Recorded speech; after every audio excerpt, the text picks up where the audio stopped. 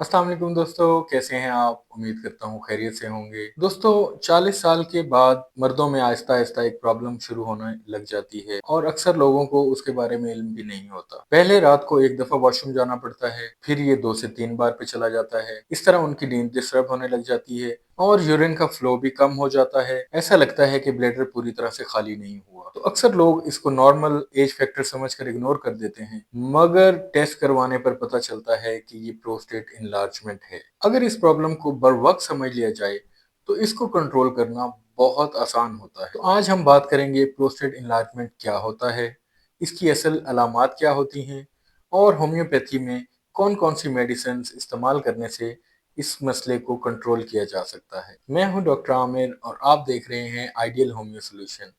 Video को शुरू करने से पहले आप सबसे रिक्वेस्ट करना चाहूँगा कि मेरी वीडियो को लाइक करें, चैनल को सब्सक्राइब कीजिए और बेल का आइकन ज़रूर से प्रेस कीजिएगा। मैं ऐसी इन्फॉर्मेटिव वीडियोस आपके लिए बनाता रहता हूँ। मेरा ईमेल एड्रेस है idealhomeosolution@gmail.com।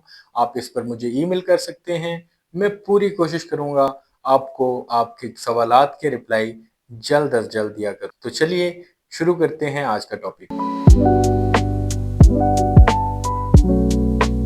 तो अक्सर लोग मुझे पूछते हैं कि ये प्रोस्टेट क्या होता है और अक्सर लोगों को तब मालूम होता है जब उन्हें यूरिन का मसला होने लग जाता है। सबसे पहले ये समझ लें कि प्रोस्टेट एक छोटा सा ग्लैंड होता है जो कि सिर्फ मर्दों में होता है। ये ग्लैंड ब्लैडर के बिल्कुल नीचे मौजूद होता है और यूरिन की नाली यानी यूरेथ्रा को घेरे हुए होता है। इस ग्लैंड का साइज एक अखरोट के बराबर होता है और ये रिप्रोडक्टिव सिस्टम को सपोर्ट करता है। जैसे जैसे उम्र बढ़ती है इस ग्लैंड का साइज भी बढ़ने लग जाता है, जिसकी वजह से यूरिन की नाली पर बहुत ज्यादा प्रेशर बन जाता है। दोस्तों, प्रोस्टेट इनलार्जमेंट के बाद कई अलामात सामने आने लग जाती हैं, जैसा कि यूरिन का बार बार आना, ब्लैडर का पूरी तरह से खाली ना होना, रात को कई बार उठ के वॉशरूम जाना और यूरिन का फ्लो बहुत कम हो जाना। तो दोस्तों, यहाँ मैं एक बात क्लियर करता चलूँ कि हर प्रोस्टेट इनलार्जमेंट कैंसर नहीं होता, बल्कि कुछ केसेस में ये एज रिलेटेड प्रॉब्लम होती है,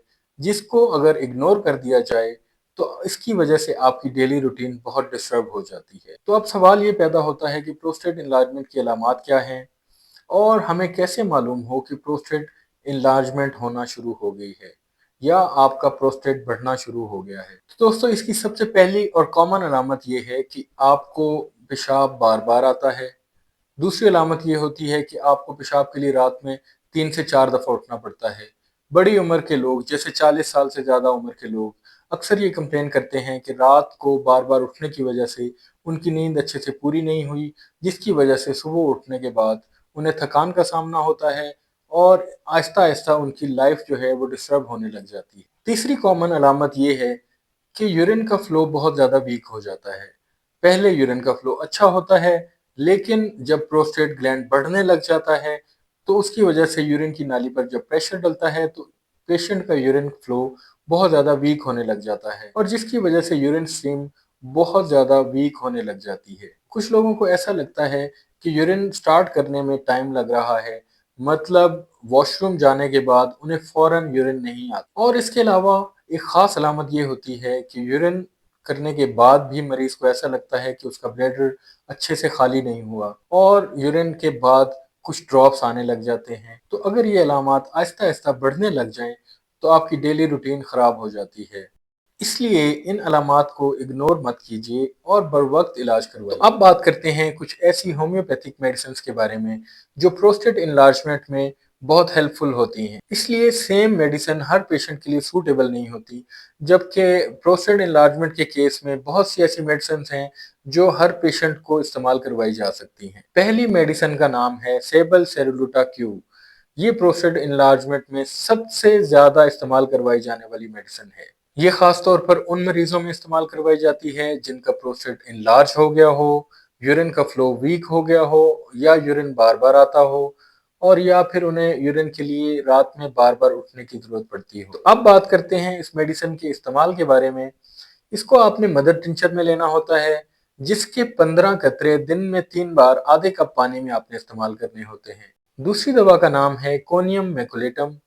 ये आपने 30 CH में लेनी होती है। ये प्रोस्टेट इनलार्जमेंट के केस में इस्तेमाल करवाई जाने वाली दूसरी मेडिसिन है। ये उन मरीज़ों में ख़ास तौर पे उन मरीज़ों में दी जाती है जिनको यूरिन का फ्लो या यूरिन स्टार्ट करने में दिक्कत हो रही हो या जिनका ब्लैडर कमज़ोर हो गया हो। ये मेडिसिन ख़ास तौर पर ग्लैंडुलर टिश्यूज़ के केसेज़ में बहुत ही इफ़ेक्टिव मेडिसिन है। तो दोस्तों इस मेडिसिन के 3 ड्रॉप आपने सुबह और 3 ड्रॉप शाम में लेने होते हैं। तो अब बात करते हैं अपनी तीसरी मेडिसिन के बारे में, उसका नाम है थूजा। इसको आपने 30 पोटेंसी में लेना होता है, 30 सीएच में इस्तेमाल करना होता है। तो दोस्तों थूजा भी एक बहुत ही इम्पोर्टेंट होम्योपैथिक मेडिसिन है, जो कि आपके यूरिनरी ट्रैक्ट इन्फेक्शन में इस्तेमाल करवाई जाती है। कुछ ऐसे मरीज जिनको प्रोस्टेट एनलार्जमेंट के साथ यूरिनरी इरिटेशन का भी मसला हो, ये उनके लिए बहुत ही इफ़ेक्टिव मेडिसिन है। इस मेडिसिन के सिर्फ 3 ड्रॉप आपने रात को सोते हुए डायरेक्ट टंग पर लेने होते हैं। तो दोस्तों उम्मीद करता हूँ मेरी वीडियो आपको पसंद आई होगी। अगर वीडियो इन्फॉर्मेटिव लगी तो वीडियो को लाइक कीजिएगा, चैनल को सब्सक्राइब कीजिएगा और बेल का आइकन ज़रूर से प्रेस कीजिएगा। मैं ऐसी इन्फॉर्मेटिव वीडियोस आपके लिए लाता रहता हूँ। मेरा ईमेल एड्रेस है idealhomeosolution@gmail.com। आप इस पर मुझे ईमेल कर सकते हैं। मैं पूरी कोशिश करूँगा आपके सवालात के बरवक़्त जवाब दूँ। मेरी नई आने वाली वीडियो तक के लिए मुझे इजाज़त दीजिएगा। अल्लाह हाफ़िज़।